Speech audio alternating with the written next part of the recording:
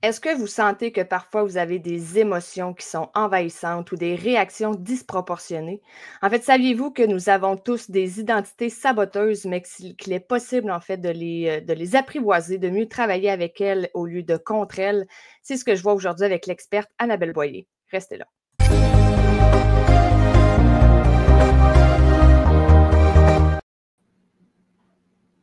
Annabelle, j'ai même pas pu, pas que j'ai pas pu, mais je n'ai pas élaboré tes spécialités parce qu'il y en a vraiment énormément.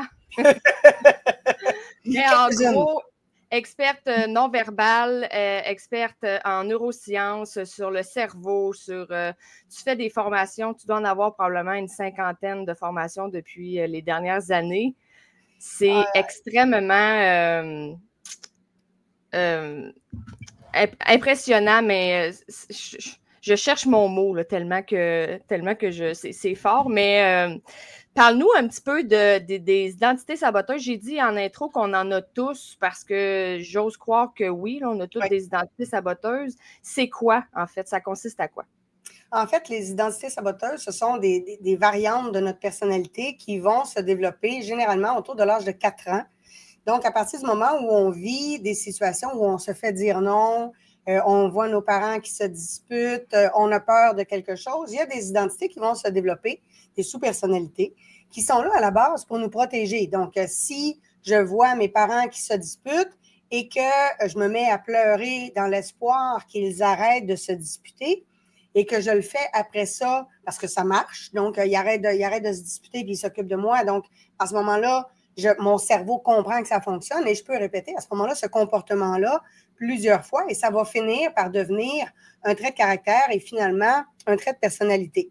Et ça va devenir à ce moment-là une identité. Ça fait partie des nombreuses identités que l'on a, mais ça fait que quand on est enfant, ça sert à nous protéger. Et le problème, c'est qu'à l'âge adulte, si je me sens très émotive et très triste à chaque fois que quelqu'un hausse le ton, bien évidemment, ça va me bloquer dans ma capacité à répondre, dans ma capacité à m'affirmer, dans ma capacité à mettre des limites, dans ma capacité à adresser des points qui peuvent être plus difficiles. Donc, au départ, ce sont des traits de personnalité qui se sont développés durant l'enfance, durant la jeune enfance, dans le but de nous protéger, mais à l'âge adulte, ça devient des identités saboteuses. Donc, c'est comme ça que ça se crée. Est-ce que ça ressemble un petit peu à une valeur une croyance dans la seule différence que la valeur, elle nous est inculquée souvent de façon volontaire, parfois de façon involontaire quand c'est négatif? En fait, l'identité regroupe plusieurs croyances limitantes, plusieurs comportements saboteurs, un flot de pensées négatives, plusieurs émotions et donc plusieurs valeurs aussi. Donc, une identité n'est pas liée à une seule valeur, il peut y en avoir plusieurs. Et souvent, les valeurs sont souvent beaucoup plus présentes chez l'ensemble de la population, souvent les mêmes d'une personne à l'autre. C'est comment on exprime ces valeurs-là. Donc, beaucoup de gens ont la valeur de respect. C'est juste dans la façon de traduire et d'exprimer cette valeur-là où là, il y a des différences, mais les valeurs sont les mêmes. Donc, c'est pas tant des conflits de valeurs, mais c'est vrai, on est vraiment dans un ensemble. Donc, il faut vraiment le voir comme une identité à part, donc une identité qui a ses valeurs, ses croyances, ses pensées. Et c'est ce qui fait que, selon les situations, on n'aura pas les mêmes réactions. Il y a des fois où je peux avoir une identité plus victime, où j'ai l'impression que j'y arriverai pas, puis j'ai l'impression que les autres sont toutes meilleures que moi, puis que j'ai pas tout ce qu'il faut, puis je suis pas assez bonne pour réussir. Puis il y a d'autres fois où je peux avoir une identité plus menteuse, et là, ben, je peux considérer que l'autre n'a pas à connaître la vérité, puis que je vais protéger mon ego, puis que c'est justifié de mentir. Puis il y a des fois où je peux avoir une identité sauveuse, où là, je ne veux pas m'occuper de moi-même, et mon cerveau va à ce moment-là transférer mes besoins sur les autres et je vais avoir l'impulsion, l'impression que je dois aider les autres et que les autres ne peuvent pas s'en sortir sans moi. Donc, il peut y avoir toutes sortes d'identités qui se retrouvent en nous, généralement plusieurs. Et évidemment, on a étudié les types de personnalités selon plusieurs méthodes. Donc, selon la méthode, le nombre d'identités va varier, mais il y a plusieurs identités en moi. Évidemment, mon essence, ce qu'aux États-Unis, on va appeler le self. Le self, lui, il n'est pas brisé, il va bien. La difficulté, c'est vraiment les identités saboteuses qui se sont greffées tout autour. Et là, je sais que ça va être difficile. Là, le but du podcast, c'est pas de donner... en fait, oui, c'est de donner des outils, mais on explique en 30 minutes quand même des outils qui sont hyper puissants. C'est pour ça que les gens prennent du coaching avec toi pour essayer d'aller gérer différents aspects de leur vie, qui les rendent malheureux. Comment on fait, en gros, pour essayer de connaître certaines identités saboteuses qu'on peut avoir? Parce que je pense qu'on ne peut pas tous les détecter uniquement de soi à soi-même. Souvent, ça prend de l'aide parce qu'il faut toujours passer par l'étape de la prise de conscience. Puis dans la prise de conscience, il faut voir le fait qu'il y a des moments où on a une tendance à se déresponsabiliser, à se dire que c'est pas de notre faute, c'est pas de ma faute si je me sens en colère, c'est l'autre qui me met en colère, c'est pas de ma faute si je me sens triste, c'est l'autre qui me provoque cette tristesse-là, c'est pas de ma faute si je suis stressée, c'est à cause de l'autre. Mais en fait, la télécommande de mes émotions, ben, c'est moi qui l'ai. Donc, l'autre, c'est juste un prétexte, c'est un contexte, c'est un activateur, mais la blessure, elle est déjà en moi. La faille, elle est déjà en moi. La difficulté, elle est déjà en moi. Mais je me souviens que quand j'ai traversé ce moment-là de prise de conscience plus intense, d'accepter que ben, une autre personne dans la même situation ne serait pas nécessairement en colère, ne serait pas nécessairement triste, ne serait pas nécessairement dégoûté, ne serait pas nécessairement anxieux. Puis donc, d'accepter que je peux changer cet état-là et que mon cerveau, mon inconscient a choisi cet état-là parce qu'en arrière, il y a une identité saboteuse. C'est un moment qui est toujours un peu bouleversant. C'est plus facile, évidemment, quand on peut faire ça avec un coach qui est habitué et qui va nous accueillir. Tu le disais, je fais des formations, mais j'en donne aussi beaucoup. Et quand je coach et que je forme des futurs coachs et que je leur fais prendre conscience d'une identité saboteuse, pour moi, elle est évidente. Mais évidemment, pour mon étudiant ou mon étudiante, c'est moins évident. Dans leur tête, c'est justifié comme comportement. Et quand on prend le temps de regarder la différence entre une émotion, entre un sentiment, quel est le comportement saboteur qui est derrière ça, et là qu'on prend le temps de nommer l'émotion, de nommer les pensées, de nommer les comportements, de nommer les croyances limitantes et de nommer l'identité saboteuse qui est visible. Parce que les identités saboteuses, ça fait partie de notre zone d'ombre. Notre zone d'ombre, bien, ça regroupe toutes mes blessures, tous mes échecs, toute ma mésestime de moi-même, mais aussi tout ce que je n'ai pas pardonné aux autres ou à moi-même. Et cette zone d'ombre-là, elle contient donc mes croyances limitantes, mes pensées négatives, mes émotions envahissantes, mes comportements saboteurs. Et les zones d'ombre, généralement, nous, on ne les voit pas, c'est comme des angles morts, mais l'entourage le voit. Fait que quand je fais prendre conscience à mes étudiants d'une zone d'ombre, là, ils réalisent qu'ils comprennent les réactions de l'entourage, les réactions de la famille, les réactions des amis, les réactions des clients, les réactions des collègues. Là, ils prennent conscience que tout le monde avait vu l'identité saboteuse, mais pas eux. Fait que ce bout-là, c'est plus facile quand on le fait avec un coach parce que, évidemment, moi, quand j'accueille mes clients ou mes étudiants, je prends le temps de dédramatiser pour que ça soit le moins difficile à encaisser parce qu'il y a des identités saboteuses qui sont vraiment pas le fun à voir. Quand on réalise la partie victime en nous, c'est pas agréable. Quand on réalise la partie méchante en nous, la partie manipulatrice en nous, la partie menteuse, on en a tous des identités saboteuses. Il y en a tous beaucoup, puis on va en avoir pour le reste de notre vie.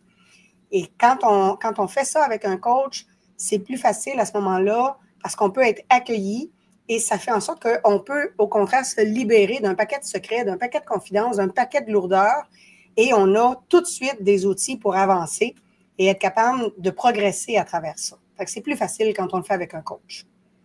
Et tu l'as dit un peu, mais j'aimerais aller peut-être un peu plus dans les détails. Tu as dit que dans le fond, avec tes étudiantes, tu accueilles, dans le fond, leur identité saboteuse. Comment on peut faire autrement, ben, en plus d'accueillir, comment tu fais pour justement amener ça en douceur, puis ne pas l'amener comme une critique parce que je me souviens, on en a travaillé quelques-unes chez moi, des identités saboteuses, et j'ai résisté pendant quelques mois. Hein? parce que je ne voulais pas être comme ça, je ne voulais pas avoir cette identité-là, alors que si je l'avais accueillie du départ, ça aurait été beaucoup plus simple. Ouais. Qu'est-ce qu'on peut faire pour s'aider à ce que le processus ne soit pas éternel parce qu'on est dans l'ego? Oui, puis tu vois, aujourd'hui, avec mes étudiants, je vais leur faire d'autres étapes avant. C'est un peu le principe des plures d'oignon. On ne commence pas par le cœur de l'oignon, on y va vraiment plure par plure. Donc, on va travailler avec de l'EFT, on va travailler avec la logosynthèse, on va travailler avec la TSBH. Donc, j'ai plein d'outils que j'utilise avant pour diminuer la charge émotionnelle, calmer le système nerveux qui est en mode vigilance et donc en mode suractif. Donc, je commence par apaiser le système nerveux par toutes sortes de techniques, dont l'hypnose aussi, pour vraiment faire en sorte que le cerveau soit moins en résistance et veuille davantage s'ouvrir. Ça n'empêche pas que quand on fait la prise de conscience, c'est pas agréable. Et l'idée, c'est qu'au moment, plus les gens font des exercices sur eux-mêmes, plus à ce moment-là, ça finit par s'apaiser, se calmer. Puis quand arrive la nomination de l'identité saboteuse, c'est pas agréable, mais on a tout de suite des outils pour aider. Après qu'on ait vu une identité saboteuse, on fait un outil tout de suite. Un outil de PNL, un outil de neurosciences, un outil de EFT, un outil d'hypnose, mais on met tout de suite en place un outil pour apaiser le plus possible. Parce que sinon, évidemment, la personne, elle repart, puis là, elle a l'impression d'être la pire personne au monde. Fait qu'évidemment, je mets beaucoup d'outils avant, je mets beaucoup d'outils après, et régulièrement, je vais instaurer l'idée que mes pensées négatives vont avoir un impact sur mes émotions qui vont devenir envahissantes, ce qui va avoir un impact sur mes comportements, ce qui va avoir un impact sur mes résultats. Donc, si je veux changer mes résultats, bien, je dois changer mes pensées, mes émotions, mes comportements. Donc, on met en place un certain nombre d'outils et c'est sûr qu'au moment où on nomme l'identité saboteuse, l'idée, c'est évidemment de le faire avec des exemples concrets pour que la personne puisse voir vite que, ben oui, en effet, c'est vrai, c'est ça. Fait que j'utilise le vrai contenu que la personne m'a dit pour dire, ben regarde tel comportement, regarde tel comportement, regarde tel comportement. Je te rappelle que les pensées négatives vont engendrer des émotions envahissantes, vont engendrer des comportements saboteurs, ce qui va donner les résultats que tu ne veux pas. C'est une prophétie autoréalisatrice, dans le fond. Donc, à partir de là, ben, si on veut changer, il faut changer les pensées, il faut changer les émotions, changer les comportements pour changer les résultats. Ce qui implique qu'il faut changer l'identité qui est derrière. Puis, généralement, maintenant, j'utilise toutes sortes de moyens. Donc, ou bien je vais commencer par expliquer le triangle de Karpman, par exemple. Et quand j'explique le triangle de Karpman, victime, bourreau, sauveur, et que là, je montre quels sont tous les mauvais côtés de chacune des positions, parce que les gens pensent souvent que sauveur, c'est une belle position. Pas du tout. Le sauveur, c'est un contrôlant qui fait à sa tête. Il n'est pas là pour aider l'autre, il est là pour se valoriser. Donc, quand tu vois le mauvais côté de chacun et comment on peut sortir de ça, les gens prennent par eux-mêmes conscience que, mon Dieu, ils passent en effet dans la même journée de victime à bourreau à sauveur. Fait qu'ils font la prise de conscience par eux-mêmes, puis après ça, on va le détailler.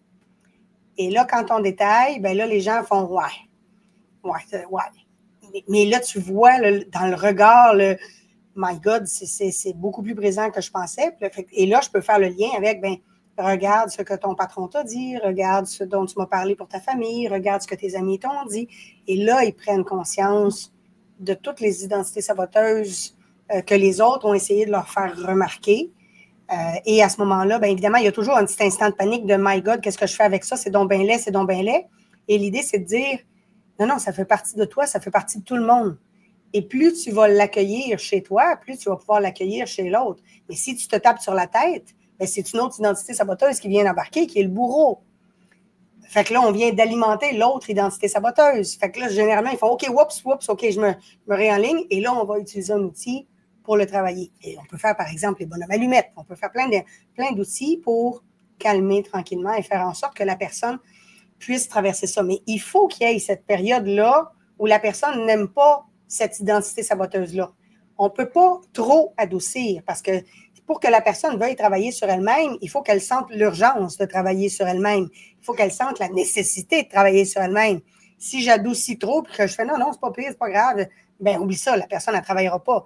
Donc, il faut que la personne se dise « Mon Dieu, c'est vraiment laid, j'aime pas ça, je veux transformer ça. Cette étape-là, elle est essentielle.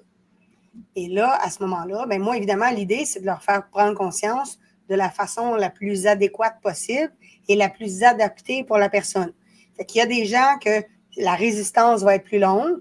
Il y a des gens, des fois, qui font des crises monumentales. Il y a des gens qui pleurent. Il y a des gens qui figent. Il y a toutes sortes de réactions. Donc, moi, je dois adapter, évidemment, en fonction de ce que j'ai en avant de moi, en sachant que la réaction que j'ai en avant de moi, c'est une autre identité saboteuse. Donc, il faut aussi que je tienne compte de ça. Donc, la personne que je lui ai fait prendre conscience de son identité victime, puis qu'elle se met à hurler, ben c'est le bourreau qui vient d'embarquer. Donc, il faut que je fasse prendre conscience que le bourreau vient d'embarquer. Et là, ben, il y a toutes sortes de stratégies, toutes sortes de moyens, mais là, on peut utiliser, entre autres, de l'hypnose conversationnelle pour aider le client à cheminer à travers ça. Et tu l'as dit tantôt que dans le fond, toi, tu apportes de la façon la plus adéquate. Tu dis souvent, tu te dis depuis tantôt que les proches nous l'ont souvent dit, ouais. Mais ils n'ont pas nécessairement la manière. Un, parce qu'ils sont dans l'émotion. Deux, parce qu'ils n'ont pas les formations que tu as pour l'apporter de façon adéquate. Donc, c'est souvent perçu plus comme un reproche. C'est rare que le proche va s'asseoir avec toi pour te dire « J'ai vu une petite identité saboteuse que ça pourrait valoir la peine de travailler. » Comment faire pour justement comment tu fais quand la personne est susceptible puis que ça passe juste pas? Bien, la susceptibilité, c'en est une autre identité saboteuse, justement. Et même si le proche l'amène adéquatement, si la personne veut pas l'accueillir, veut pas changer, ben il faut que le proche se demande s'il veut garder la relation ou pas. Parce qu'évidemment, si l'autre personne ne veut pas entendre qu'il y a des parties de son comportement qui sont déplaisantes, il faut se poser des questions à ce moment-là. Fait que quand ça arrive, par exemple, dans un couple, ben, il y a des fois où il y en a un des deux qui a cheminé beaucoup, qui a fait beaucoup de développement personnel. L'autre personne n'a pas fait le même cheminement puis présente encore des comportements d'immaturité. Ben là, on a des questions à se poser. Est-ce qu'on continue dans ce couple-là? Est-ce qu'on fait du coaching de couple? Est-ce qu'on fait du travail ensemble ou pas? Quand c'est un parent avec un enfant, le parent peut aller chercher de l'aide à ce moment-là. Parce que c'est plus difficile pour un parent d'intervenir sur son propre enfant. Évidemment, parce que justement, ils n'ont pas les outils. Puis souvent, c'est pas tant qu'ils l'amènent pas bien, c'est que l'identité saboteuse de l'autre personne va mal réagir dans l'espoir que le parent arrête d'en parler. Fait que le parent peut l'avoir très bien amené, mais l'enfant, lui, il reste bloqué dans son identité saboteuse. Et là, à ce moment-là, on peut faire appel à quelqu'un d'autre. Justement, quand c'est, entre autres, dans la période de l'adolescence, ça peut être une période un peu plus tumultueuse. Fait qu'en ce moment, j'ai des clients qui demandent à leurs enfants d'avoir des discussions avec moi parce que moi, je vais aller toucher des points que le parent ne peut pas se permettre d'aller toucher. Puis moi, je vais faire des exercices de EFT, des exercices d'auto-hypnose qu'à ce moment-là, l'adolescent va pouvoir utiliser pour se calmer lui-même. Et l'adolescent peut me faire des confidences qu'il ne voudrait pas nécessairement faire à son parent. Donc ça, à ce moment-là, ça me permet d'intervenir sur des éléments qui sont plus faciles quand on est une personne extérieure aussi. Et là, tantôt, tu disais, ben là, il y a une identité saboteuse, puis là, on peut avoir une réaction qui est une autre identité saboteuse. Dans le fond, ça donne un peu l'impression qu'on est souvent dans les identités saboteuses. Oui. Comment on fait la différence quand on est dans une versus quand on ne l'est pas? En fait, c'est dans quel sentiment que tu es. Si tu te sens bien, si tu te sens heureuse, c'est parfait. Dès que tu es dans des pensées négatives, dans des ruminations, dans une émotion envahissante, tu es dans une identité saboteuse. Fait, et comme je le dis souvent, le cerveau, sa job, sa priorité, ce n'est pas notre bonheur. Le cerveau, sa priorité, c'est notre survie. Le bonheur, c'est accessoire. Donc, souvent, on a une tendance à imaginer plein de catastrophes, à se faire plein de scénarios. On se fait des téléséries dans notre tête. Parce que le temps qu'on se fait des téléséries, mais on ne s'ennuie pas. Mais le temps qu'on se fait une télésérie, puis que là, on se dit, oh là, un tel m'a dit telle affaire, puis là, c'était pas gentil. Ben, je suis en train de tomber dans une identité saboteuse. Ça ne sert à rien, cette conversation-là, dans ma tête. Ça ne fait que gâcher le présent. Il faut se rappeler que les souvenirs que l'on a d'une situation sont déformés. Un souvenir, là, ça ne s'enregistre pas. Ce n'est pas un téléchargement de données. Un souvenir, en partant, quand je vis une situation, ma perception de la situation, elle est biaisée. Parce que ma perception de la situation est en fonction de mon état émotionnel, en fonction de mes blessures, en fonction de comment je me sens cette journée-là. Donc, la même situation vécue par des gens différents va donner des souvenirs complètement différents. Donc, le souvenir que j'ai d'une conversation, des mots de l'autre, du non-verbal de l'autre, de toute façon, c'est biaisé. Alors, est-ce que je nourris cette partie-là biaisée puis je la biaise davantage ou est-ce que je nourris au contraire la joie, la paix, le calme à l'intérieur de moi? Dès que je suis dans critiquer autrui ou critiquer moi-même dans ma tête, je suis dans une identité saboteuse, c'est automatique. Et si on prend, là, par exemple, mettons qu'on prend l'identité saboteuse de la paresse. Oui. Il y a une personne qui peut très bien vivre avec son côté paresseux, puis que quand elle est paresseuse, ça ne fait pas un pli, sa différence, versus l'autre qui va se sentir hyper coupable d'être paresseuse. Est-ce que c'est parce que celle-là a l'identité, mais l'autre, elle ne l'a pas? En fait, c'est qu'il y a deux identités qui se manifestent. Tu as l'identité paresseuse puis l'identité rebelle. Fait que si j'ai l'identité paresseuse puis l'identité rebelle, ben je décide d'être paresseuse parce que pour moi, ça me donne plus de liberté. Puis je veux pas faire certaines tâches parce que ça brimerait ma liberté. Ça, c'est l'identité rebelle. Mais c'est une identité saboteuse. Ça m'empêche d'atteindre mes objectifs. Ça fait que je reporte des tâches qui me permettraient d'être encore plus épanouie.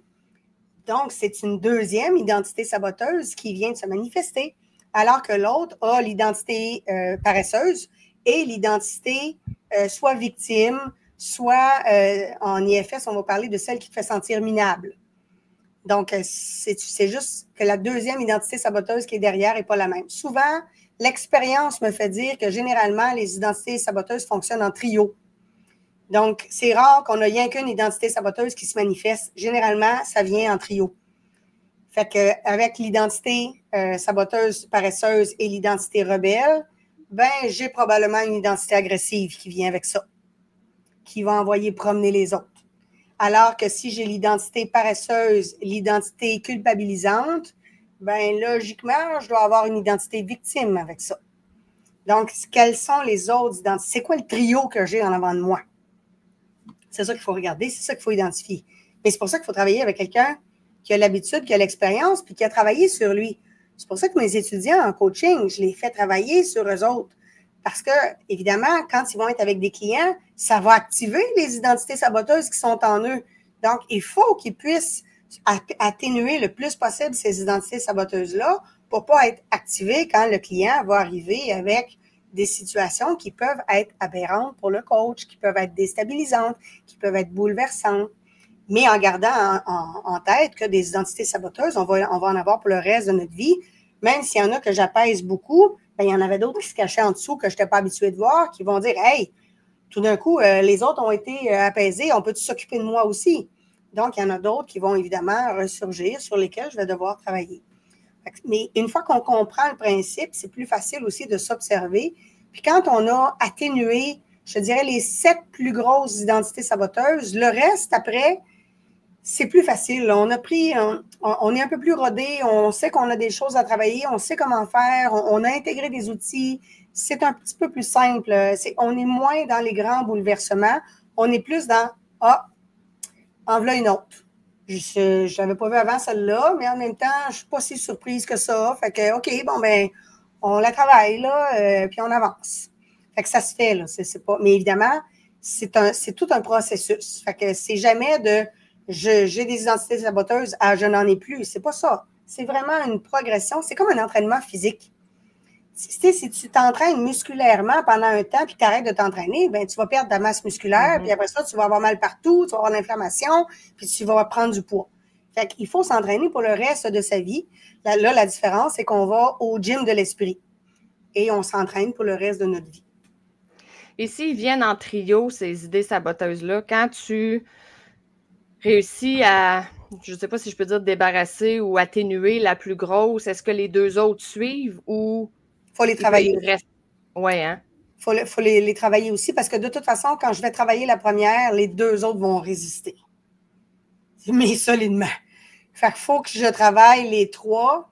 Et c'est pour ça aussi, quand tu disais, je pense que tu as dû faire une cinquantaine de formations, j'ai calculé que j'avais fait 87 formations en 5 ans. Là, j'en ai fait, juste cette année, j'en ai 12, là, déjà, puis l'année n'est pas finie, tu sais. Fait que je ne sais plus combien j'en ai, là. Il va falloir que j'y rentre dans mon fichier Excel. J'en ai trop. Mais je suis allée me chercher d'autres outils parce qu'à tout bout de champ, je rencontrais des identités saboteuses auxquelles je ne m'attendais pas. Et que là, je me disais, OK, bon, ben là, celle-là, ben, c'est sûr que je vais faire de l'EFT, c'est sûr que je vais faire de la T5P. Qu'est-ce que je fais après? Quel autre protocole de PNL ou quel autre protocole d'hypnose ou quel autre protocole de neurosciences je peux prendre pour réussir à la travailler?